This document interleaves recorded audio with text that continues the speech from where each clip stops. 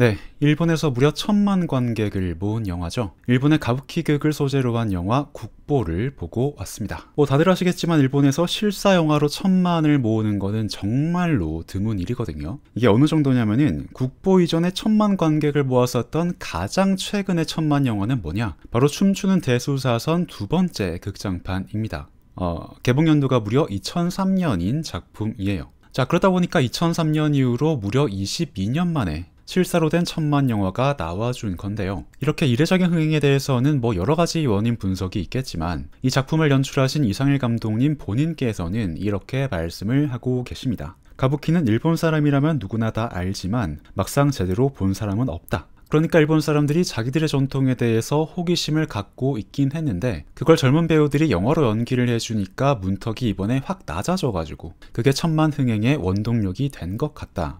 이런 말씀인 거죠. 저도 영화를 보고 나니까 확실히 그게 좀 큰 요인 중 하나겠다. 그런 생각이 들긴 했었습니다. 그런데 그런 요소가 일본에서는 1000만 관객을 모아주는 요인이 됐겠지만 지금 한국에서는 10만도 못 넘기고 있는 흥행 부진의 요소로 반대로 작용을 하고 있다는 생각도 들었습니다. 물론 당연한 얘기겠지만 국보는 되게 잘 만든 영화에 속합니다. 하지만 말씀드린 것처럼 그와 동시에 너무나 진짜로 너무나 일본적인 영화이기도 해요. 이게 단순히 일본적인 색채가 강하다, 일본의 문화에 대한 배경 지식을 갖고 있어야 한다, 이런 차원의 이야기가 전혀 아니고요. 이 영화에 내재되어 있는 세계관, 아니면 인생관 이런 것들이 사실은 일본 사람이 아니라면 조금 기괴하다고 느낄 만한 구석을 갖고 있다는 이야기입니다. 그러니까 영화 자체는 정말로 잘 만들었고 되게 아름다운데 이거를 가만히 보다 보면은 쟤네들 왜 저러지? 쟤네들 좀 이상해. 이런 생각이 들게 만들 만한 그런 구석을 영화가 가지고 있다는 거죠. 그래서 이번 영상은 이 영화의 어떤 점이 그렇게 일본적인지, 그래서 왜 우리가 깊은 감동을 느끼기가 힘든 것인지 그 지점에 대해서 말씀드려 보도록 하겠습니다. 그리고 그걸 위해서는 이론적인 얘기들을 먼저 설명을 해드려야 하다 보니까 이번 영상은 아무래도 조금 난이도가 있을 예정입니다. 그래서 조금 집중을 할 필요가 있으니까 먼저 마음의 준비를 하고 따라와 주시기를 부탁드리겠습니다. 일단은요, 제 채널을 오랫동안 봐봐 주신 분들은 아시겠지만 제가 개인적으로 일본 문화론에 대해서 되게 관심이 많습니다. 그러다 보니까 일본 문화의 단면을 다루는 영상들을 꽤나 많이 만들어 왔었거든요. 어쨌든 제가 그런 영상들을 만들기 위해서요, 제가 읽어왔었던 일본 문화론 서적들이 있거든요. 그리고 개인적으로 정말로 신기했던 게요, 제가 그 책들을 통해서 이론적으로 공부를 했었던 가부키의 그 특성들이 이번 영화에 고스란히 녹아들어 있었다는 겁니다. 그러니까 저한테 이번 영화는 책으로 배운 가부키를 실제로 확인을 하는 그런 경험이기도 했던 거예요. 자, 그러면 그 가부키의 특성이라는 게 뭐냐? 이거는 그냥 제가 읽었었던 책의 한 부분을 그대로 발췌를 해서 읽어드리겠습니다. 그 가리타니 고진이라는 학자분이 계시거든요. 일본 문화예술 평론에서는 거의 정점에 올라와 있는 분이다. 그런 평가를 받고 계십니다. 그리고 이분이 쓰신 대표 서적이 일본 근대 문학의 기원이라는 책이 있습니다. 그리고 그 책에는 이런 구절이 나와 있어요. 원래 가부키는 인형극에 바탕을 두고 있는 것으로 인형 대신 인간을 쓴 것이다. 여기서 주를 이루었던 고풍스럽고 과장된 대사나 신체를 불필요하게 크게 움직이는 튀는 연기는 무대에서 인간이 비인간화하고 인형화하기 위해 필수적이었던 요소다. 가부키 배우의 짙은 화장으로 분장한 얼굴은 가면, 바로 그것에 해당한다. 자, 그러니까 간단하게 정리하자면 가부키라는 이 예술은요, 무대 위에 인간으로 하여금 인형처럼 움직일 것을 요구하는 예술이라는 겁니다. 자, 실제로 국보에서도 보시면은 특정한 동작이 뼈에 새겨질 정도로 반복적으로 연습하라고 혹독하게 아주 훈련을 시키는 그런 장면이 나오잖아요. 그런 동작들은 기본적으로 인간적으로 자연스러운 움직임에서는 나올 수가 없는 그런 몸의 형태이기 때문에 그거를 구분 동작으로 개념화를 시켜서 계속 반복적으로 연습을 하도록 시키는 거죠. 자, 그러니까 이거는 남자분들이 군대에 가서 제식 훈련을 했던 거를 떠올려 보시면 되는 겁니다. 그 제식 동작의 형태들을 보면은 사실은 인간적으로 자연스러운 움직임은 전혀 아니잖아요. 그렇지만 다수의 사람들을 인형처럼 사용을 하려면 개인들이 정형화된 동작으로 움직여서 일정한 질서를 만드는 과정이 필요하기 때문에 단순하게 걷는 동작마저도 딱딱 구분돼서 떨어지는 제식 동작으로 인간의 움직임을 개념화를 시키고 있는 겁니다. 자, 그리고 군대에서는요, 군인이라는 이 인형이 상관의 명령에 따라서 그 동작을 잘 수행만 할 수 있으면 그만이기 때문에 그 움직임을 수행하는 사람이 누구인지는 전혀 중요하지가 않게 되는 겁니다. 여기서는 인간의 개성이나 주체성 같은 거는 필요하지 않게 되는 거죠. 자, 그리고 바로 이런 지점들 때문에 온나가타라는 개념도 성립이 가능해지는 겁니다. 가부키의 여성극에서 중요한 건 여성스러운 동작 그 자체이지 그 움직임을 수행하는 사람이 누구인가는 전혀 중요한 문제가 아니게 되거든요. 그래서 여성스러운 동작이라는 그 기호, 그 형태만 잘 표현을 해낼 수만 있다면 그 배우가 남자라도 심지어는 주름이 자글자글한 할아버지라도 전혀 상관이 없는 그런 형태가 벌어지는 겁니다. 그러니까 현대극에서 배우의 개성이 가미돼서 종합적인 감상을 불러일으키는 그런 방식과는 전혀 다르게요. 가부키에서는 배우의 동작이라는 매우 미세한 기호 그 자체만 탐닉을 하고 있는 겁니다. 자, 그런데 여기까지 얘기를 듣다 보면은 의문점이 하나 떠오르는 게 있을 겁니다. 누구인가가 중요하지 않고 동작만 중요하다면은 가부키 집안의 핏줄 또한 중요하지 않아야 하는 거 아니냐 라는 게 의문스러우실 수도 있잖아요. 너무 당연합니다. 자, 하지만 그런 의문을 품는 것 자체가 여러분들이 너무나 한국적인 의식 구조를 가지고 있기 때문이에요. 여기서는 발상의 전환을 하셔야 되는 겁니다. 자, 그렇게나 중요한 동작을 표현할 재능 대신에 가문의 핏줄을 선택하는 이유는요. 핏줄 자체가 하나의 품질 보증서이기 때문입니다.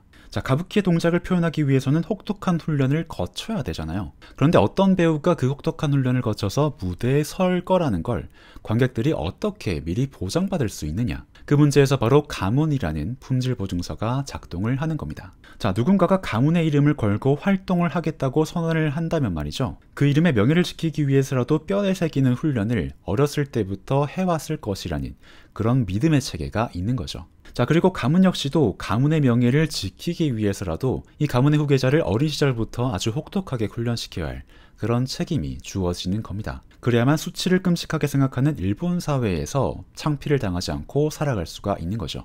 자, 그리고 여기에 하나를 더 덧붙인다면 말이죠. 일본에서는 가문이라는 기호 자체가 하나의 소비의 대상이 되기도 한다는 점입니다. 자, 이거는 천황을 생각해 보시면 돼요. 사실 천황가의 자손으로 태어나면은 천황이 무슨 업적을 이루었던 간에 그 사람은 그냥 천황으로 계속 대우를 받으면서 대중들에게는 천황가의 전통을 잇는 하나의 기호로서 인식되고 소비가 되는 거잖아요. 그러니까 그거랑 비슷한 측면이 있는 겁니다. 가부키 가문의 자손 또한 가문의 후계자로 대우를 받으면서 이번에 이 가문에서 이런 후계자를 내놨구나 라는 것 자체가 하나의 전통으로서 소비가 되는 측면이 있다는 거죠. 자, 그래서 가리타니 고진이 가부키를 두고 인형극의 바탕을 두고 있다고 말한 맥락이 여기에도 녹아 있는 겁니다. 일본 문화에서는 사람을 살아있는 사람이 아니라 하나의 문화 기호로서 소비하는 측면이 분명히 있다는 거예요. 자, 그러니까 이런 지점에서도 우리 같은 한국후진들한테는 말이죠. 그 마음 깊이 이해할 수 없는 어떤 장벽 하나가 이미 세워져 있는 겁니다. 제가 예전에 한해정서를 소개할 때도 좀 말씀을 드렸지만 말이죠. 우리 한국인한테 중요한 거는 어떤 형식 같은 게 아니라 그 안에 채워져 있는 내용이란 말이에요. 내가 어떤 행동을 하는가 그것 자체를 중요시하는데 오히려 일본 사람들은 내용이 아니라 형식을 지키는 걸 더 중요시하다 보니까 거기에서부터 조금 극복할 수 없는 간극 같은 게 있는 거죠. 자, 그러면 가부키가 갖고 있는 표현과 핏줄에 대한 모순은 이렇게 말씀을 드렸으니까 다시 표현의 이야기로 돌아가 보겠습니다. 자, 가리타니 고진은 이어서 이렇게 말합니다. 당시 사람들은 짙은 화장으로 분장한 얼굴에서 오히려 리얼리티를 느끼고 있었다. 즉 개념으로서의 얼굴의 센슈얼리티를 느끼고 있었던 것이다. 자, 그러니까 가부키는 짙은 화장으로 배우 개개인의 존재를 지우고요. 개념화한 동작의 표현 그 자체를 중요시를 하는데 그걸 바라보는 관객들 또한 그런 표현 방식에 완전히 동화가 돼가지고 개념화된 얼굴을 보는 것만으로도 감정의 자극을 느끼게 된다는 겁니다. 자, 이게 무슨 말이냐면요. 영화의 마지막 인터뷰 장면을 떠올려 보면은 그 키쿠오의 딸이 아버지를 막 원망하는 말을 하잖아요. 그러다가도 이렇게 말합니다. 당신의 공연을 볼 때에는 모든 걸 잊어버리고 본 적이 없는 곳에 이끌려 가는 듯 했다. 그런 감상을 개인적 삶과 구분해서 이야기를 해요. 자, 그러니까 키쿠오의 딸이 그런 말을 했던 것처럼 가부키에서 진정으로 감동을 느낄 수 있는 일본적인 관객이 되려면 말이죠. 실존하는 사람의 존재를 지우고 구분 동작으로 기호화된 저 정형적인 동작에서 아름다움을 느낄 수가 있어야 한다는 겁니다. 사람의 몸을 꽉 조여서 특정한 범위 안에서만 움직일 수 있도록 강제하는 그 기모노처럼 말이죠. 사람을 특정한 개념적 형태 안에 가두는 그 가부키적인 표현에서도 아름다움을 느낄 수가 있어야 한다는 거죠. 자, 우리 한국 사람들이라면은 그런 표현 방식에서 답답함과 억압을 느낄 겁니다. 하지만 일본 사람들은 그러한 정형성에서 그러한 형식에서 아름다움을 느끼고 있다는 거예요. 자, 그러니까 이것부터가 되게 다른 세계관, 되게 다른 관점, 정서라는 거예요. 그리고 일본인들이 그런 정서를 보편적으로 가지고 있고 그 정서를 이 영화가 자극을 했다 보니까 이 영화가 22년 만에 드디어 1000만 영화로 거듭날 수가 있었던 거라고 저는 생각을 합니다. 자, 그래서 이제부터는요, 일본인들이 가지고 있는 그 세계관의 정체에 대해서 좀 말씀을 드리도록 하겠습니다. 프롤로그가 진짜로 길었는데 이제부터는 영화를 통해서 좀 이야기를 드려보도록 할게요. 자, 일단 이 영화는요, 기본적으로 수미상관의 구조를 가지고 있습니다. 다시 말해서 영화의 처음과 끝이 동일한 구조를 가지고 있다는 거죠. 그런데 어디가 수미상관이었던 건지 잘 모르겠다, 그런 기미가 어디 있었다는 거냐, 이렇게 생각을 하실 수도 있을 텐데요. 영화의 오프닝과 엔딩에는 굉장히 일본적인 기호가 등장을 하는 게 있습니다. 기억하실지 모르겠지만 오프닝과 엔딩에는 똑같이 일본의 정원이 등장을 하고 있어요. 자, 오프닝에서는 키쿠의 아버지가 살해를 당하는 공간으로서 정원이 등장을 하고요. 또 엔딩에서는 키쿠의 딸이 키쿠오를 인터뷰하는 창밖의 배경으로 또 정원이 등장을 하고 있습니다. 자, 물론 일본에서는 너무나 일상적인 풍경이고 또 카메라에 담기 아름다운 배경이니까 뭐 별다른 의미 없이 이거를 담았을 수도 있지 않겠느냐, 그렇게 생각하실 수도 있겠지만 말이죠. 이 영화에서 정원을 사용하는 방식, 그리고 일본의 정원이 가지는 본질적인 의미를 한번 생각을 해보면은 이거를 마냥 우연이라고 하기에는 어려운 부분이 있습니다. 자, 일단 일본의 정원은 어떻게 이해를 해야 되냐면 말이죠. 일본이 정원을 대하는 방식은요, 근본적으로 한국과 완전히 다릅니다. 자, 일본은 예전부터 자기 집 내부로 자연을 가지고 들어오는 수단으로서 정원을 활용을 해왔습니다. 그래서 유명한 일본식 사찰에 가보면 말이죠, 그냥 아무것도 없이 조그만 돌멩이들만 쭉 모아가지고 그걸로 강의 물결 같은 걸 표현을 해놓는 그런 모습을 보실 수가 있을 거예요. 그러니까 자연을 죽어있는 상태로 박제를 해가지고 정원 안에다가 표현을 해놓고 있는 거죠. 그런 반면에 한국은요, 자신이 직접 자연 속에 들어가는 수단으로서 정자라는 집 바깥의 정원을 활용을 해왔습니다. 그래서 우리의 조상님들은 자연 풍광이 좋은 곳이 있다 싶으면은 거기에다가 사방이 뚫린 팔각형의 정자를 짓고 내가 직접 자연 속으로 들어가서 360도로 풍경을 쫙 훑어보면서 자연과 내가 하나가 되는 듯한 그런 정취를 즐겨오는 문화를 갖고 왔습니다. 하지만 말씀드린 것처럼 일본은 이것과 정반대의 모습을 보여주고 있어요. 일본은 내가 자연에 들어가는 게 아니라 자연을 내 집 안으로 끌어들여오는 방식을 사용을 하고 있습니다. 그걸 집안에서 창문을 통해서 바라보는 방식을 아주 오래전부터 사용을 해왔죠. 자, 그러다 보니까 일본의 정원은요, 내가 두 발로 거니는 공간이 아니라요, 집안에 앉아서 바라보는 관상물로서 존재를 하는 겁니다. 자, 그래서 이렇게 말씀을 드리고 나면요, 오프닝의 장면이 조금 다르게 보이실 겁니다. 오프닝에서 다른 야쿠자 조직이 약간 습격을 한 것처럼 보이는 그런 상황이 펼쳐지잖아요. 그래서 키쿠의 아버지가 그 적을 정원으로 밀어넣은 다음에 키쿠오한테 잘 봐둬라, 이게 나의 방식이다, 뭐 이런 대사를 던지다가 총에 맞아서 최후를 맞이를 하잖아요. 그런데 그때 키쿠오가 이 장면을 바라보는 방식 자체가 굉장히 특이합니다. 키쿠오는 이때 집의 안쪽에서 창문을 통해서 아버지가 서 있는 정원을 바라보는 모습을 보이고 있어요. 그러니까 말씀드린 것처럼 애초부터 일본의 정원이 설계된 그 원리 그대로 집안에서 집 바깥의 정원을 바라보는 그런 구조로 장면이 짜여져 있다는 겁니다. 다시 말해서 아버지가 죽어가는 그 순간을, 그 장면을 키쿠오는 관상의 대상으로서 바라보게 되는 구조를 띠고 있다는 거죠. 자, 그래서 키쿠오는요, 이때 봤었던 눈이 내리는 그 정원의 이미지를 자신의 예술적인 지향점으로 평생 동안 삼게 됩니다.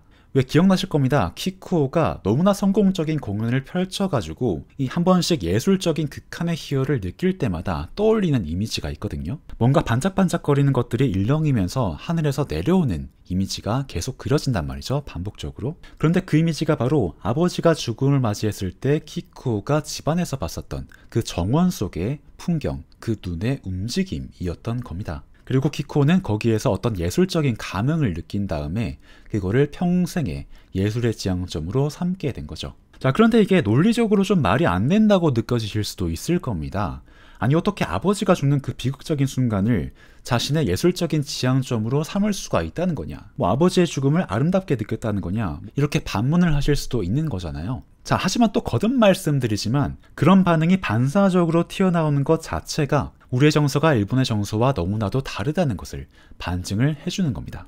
자, 아버지의 죽음을 미학의 지향점으로 삼는 게 말이 안 된다고 느껴지신다면 말이죠, 키쿠오가 실제로 공연을 했었던 가부키의 내용들을 한번 쫙 훑어보시면 이해가 되실 겁니다. 자, 키쿠오가 한지로의 눈에 들어오는 계기가 됐었던 공연이죠. 오프닝에서 벌어졌었던 세키노토라는 가부키 공연은 말이죠. 유녀가 문지기로 위장한 악인한테 복수를 성공한 다음에 자신 또한 하늘로 승천한다는 그런 내용을 담고 있습니다. 자, 하늘로 승천한다는 것은 다시 말해서 죽음을 은유하고 있는 거죠. 자, 그리고 키쿠오와 슌스케가 한한 콤비로 유명세를 얻게 되는 작품 두 명의 등나무 아가씨라는 작품은 말이죠. 그림 속에 존재하던 두 아가씨가 사랑을 이루기 위해서 그림 바깥으로 나오지만 결국에는 짝사랑을 이루지 못하고 다시 그림 속으로 돌아가는 이야기를 다루고 있습니다. 그러니까 그림 속으로 돌아간다는 얘기는 뭐냐? 인간으로서는 죽음을 맞이한다는 얘기입니다. 그리고 키쿠와 슌스케가 커다란 종이로 함께 올라가는 그 장면으로 대표되는 도조지의 두 사람은요. 도조지의 승려에게 집착적인 사랑을 느낀 여인이 결국 원한을 가진 뱀으로 변한 다음에 승려를 죽인 다음에 자신 또한 원령으로 변해버린다는 그런 내용입니다. 또 마찬가지로 죽음에 대한 내용인 거죠. 자, 그리고 후반부에서 슌스케가 목발을 짚어가면서까지 공연을 했었던 소네자키 동반자살이라는 작품은요. 억울한 누명에 의해서 명예가 실추된 남자가 자신의 결백함을 증명하기 위해서 자살을 결심을 하고요. 남자를 사랑했던 유녀 또한 남자와 운명을 함께하기 위해서 그 마지막 결심을 함께 한다는 그런 내용입니다. 자, 그리고 마지막으로 키쿠오가 인간 국보로 지정된 다음에 최종 국면에서 선보였던 백로 아가씨라는 그 작품은요.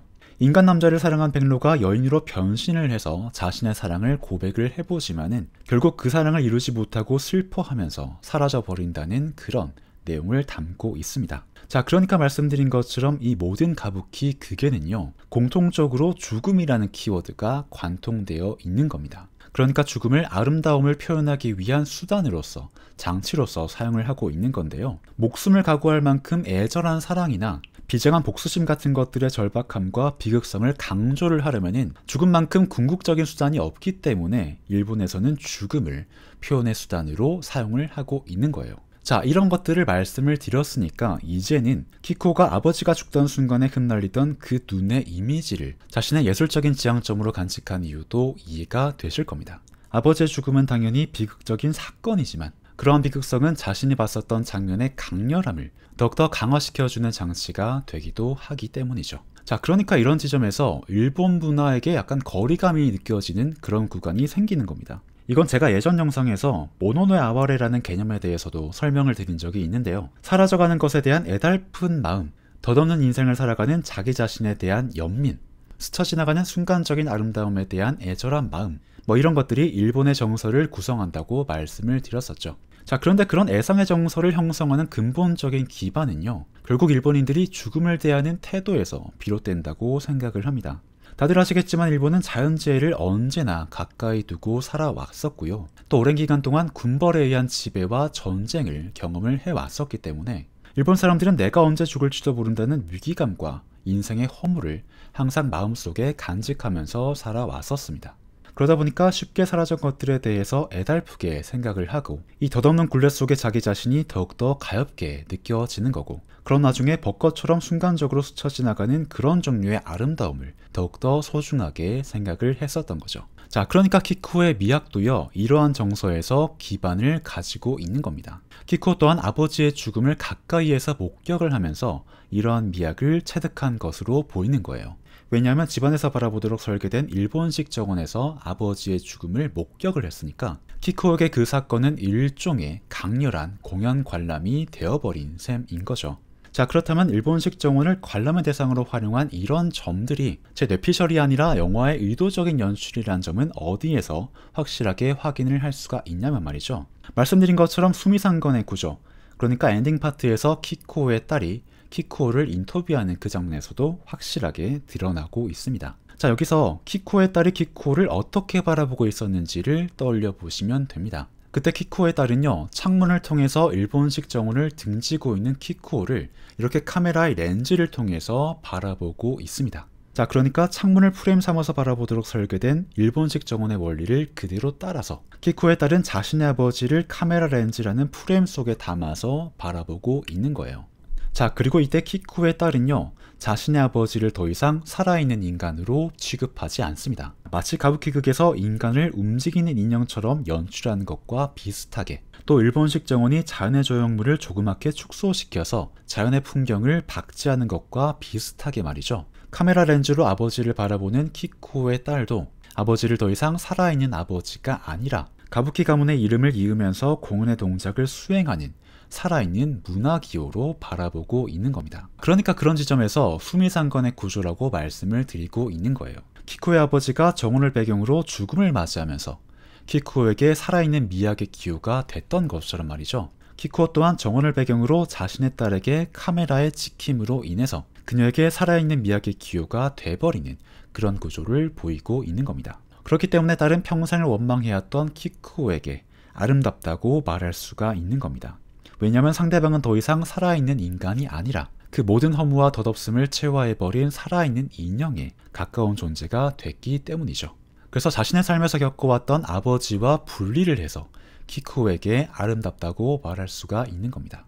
자, 그런데 살아있는 인간이 그런 존재가 되어버린다는 것은 우리들의 관점에서 보면은, 우리들의 정서에서 보면은 조금 슬프고 섬뜩하게 느껴지는 부분이 있는 거잖아요. 왜냐하면 실존하는 인간이 아니라 그냥 역할을 수행하는 도구로서 취급하는 느낌이 좀 강하게 드니까 거기에서는 조금 거부감이 들 법도 한데, 일본은 그것마저도 아름답게 생각을 하는 겁니다. 왜냐하면 죽음을 아름답게 생각할 수 있는 사고방식이 있으니까 이것도 가능한 거예요. 살아있는 사람이 도구가 됐다면 그 도구가 됐다는 것 자체에서 애잔함과 슬픔을 느낄 수가 있는 거고요. 또 도구로 전락할 것까지 각오를 하면서 내가 지향하는 목표에 나 자신을 던져넣는 그 과정에서는 죽음에서 느껴지는 그런 비장함을 끄집어낼 수가 있는 것이기 때문입니다.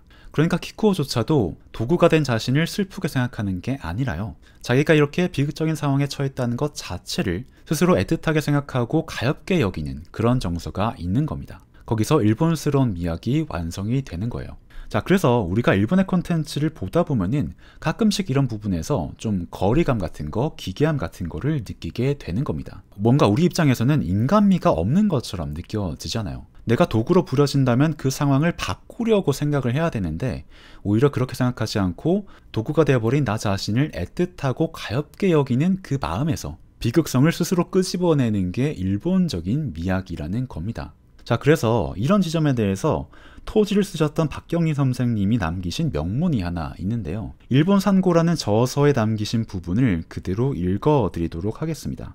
괴기와 탄미는 약간씩 다르지만 상통하는 점이 많습니다. 감각에 충격을 주는 것에서 그렇고, 그리고 특이하지만 출구가 없는 것도 비슷합니다. 그것은 총괄적인 인간의 삶의 대상이기보다 심층에 깔려있는 한 부분, 그 의식을 끌어내어 그것을 대상으로 하기 때문입니다. 이런 것들이 통속으로 떨어지면 괴기는 괴담으로, 탄미는 외설로, 로맨티시즘은 센티멘털리즘이 되는 것입니다. 자, 그러니까 인간의 삶이 아니라 심층에 깔려있는 한 부분을 예술의 대상으로 삼는다. 다시 말해서 가부키가 특정한 동작을 예술의 대상으로 삼는 부분을 정확히 지적해내고 있는 겁니다. 그리고 왜 일본에서 그렇게나 괴담과 외설, 센티멘털한 창작물들이 그렇게까지 자주 나오는 이유까지도 이 짧은 문장에서 전부 다 설명을 해버리고 있는 거죠. 자, 그러니까 이렇게 서술된 것처럼 키쿠오는요, 가부키의 모든 걸 쏟아부으면서 결국 삶이 깨져버리고 마는 그 자기 자신의 처지 그 자체를 스스로 센티멘털의 대상으로 삼고 있는 겁니다. 그래서 마지막에 벌어지는 국보지정 기념 공연에서 그 공연을 성공적으로 끝내면서 환희를 느끼다가 다시 한 번 더 아버지가 죽는 순간에 내렸던 그 눈의 환각을 보면서 참으로 아름답구나 라는 그 혼잣말을 하게 되는 거죠. 자, 그러니까 키쿠오는요, 깨져버린 자기 자신의 삶이라는 그 비극마저도 예술의 기호로 소비를 하고 있는 겁니다. 아버지의 죽음을 비극의 소재로 느끼면서 예술의 소재로 삼아왔던 것과 똑같은 맥락으로 자기 자신의 삶도 비극의 소재로 활용을 하고 있는 거예요. 자, 그러니까 이런 점들 때문에 이 영화는 우리 한국인들에게 마음 깊은 곳까지는 좀 와닿을 수가 없는 겁니다. 물론 재밌게 보신 분들도 계시겠지만 그런 분들께서도 가만히 좀 생각을 되짚어 보시면은 중간중간 뭔가에 걸리는 부분들이 있었을 거예요, 분명히. 물론 제가 이렇게 조금 비판적으로 읽어내긴 했지만 영화가 잘 만들어진 거는 분명한 사실이긴 합니다. 되게 형식적으로 정말 아름다워요. 그 눈치채셨는지 모르겠지만요, 극중에서 진행되는 그 가부키의 극의 내용은요, 말씀드린 것처럼 죽음을 은유하는 것뿐만 아니라 그 다음에 이어질 키쿠오와 슌스케의 운명을 미리 예고하는 형태로 구성이 되어 있습니다. 자, 예를 들자면요, 어린 시절에 키쿠오가 공연했었던 그 세키노토라는 공연은 말이죠. 유녀가 문지기한테 복수를 하는 내용이었으니까 당연히 키쿠오가 아버지의 복수를 시도하는 그 미래를 암시를 하고 있는 거고요. 또 두 마리의 사자를 연기하는 텐지 씨는요. 아들의 성장을 위해서 아들을 절벽 끝으로 밀어버리는 이야기니까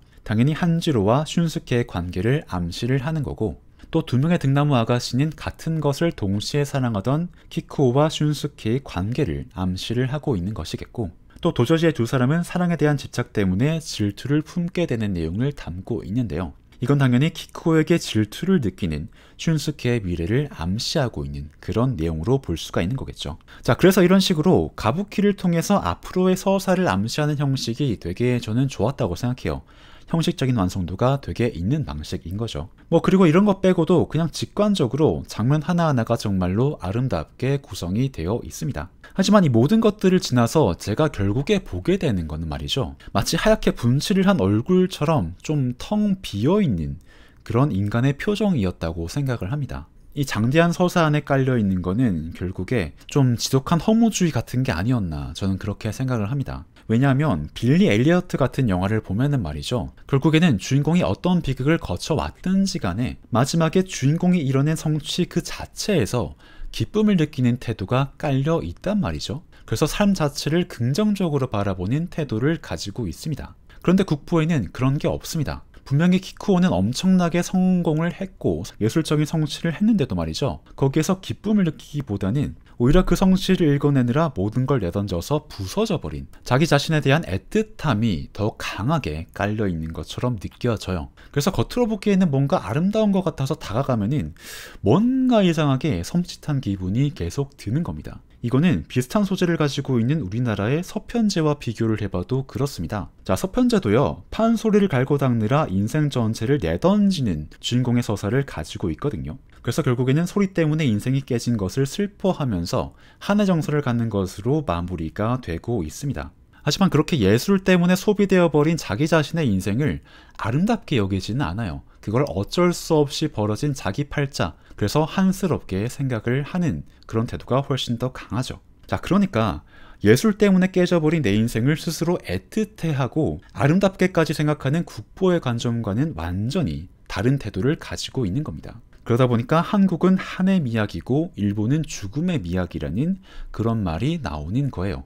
자, 그리고 이거는 저만의 생각이 아닌 게요. 제가 유튜브에서 국보의 일본 버전 영상을 찾아보니까 이런 댓글들을 굉장히 많이 봤습니다. 그러니까 일본 분들도 비슷한 감상을 가지셨던 것 같아요. 죽음의 비극성에서 아름다움을 느끼는 그런 세계관은요, 제가 지금 평론적으로 내뱉는 이런 좀 현학적인 얘기에만 존재하는 게 아니라 이렇게 일본에 살고 계시는 일반인 분들의 마음속에도 자리를 잡고 있는 거죠. 자, 그래서 이 작품을 대하는 태도에서 가장 중요한 분기점은요, 아버지의 죽음이 펼쳐지는 그 정원의 설경을 아름답다고 느낄 수 있는가, 아닌가에 있다고 생각을 합니다. 그 비극을 비극으로만 느끼는 게 아니라 비극이 자극하는 강렬함에서 아름다움을 느끼는 태도를 가지고 있다면 그건 일본적인 세계관에 훨씬 더 가깝다는 그런 얘기인 거죠.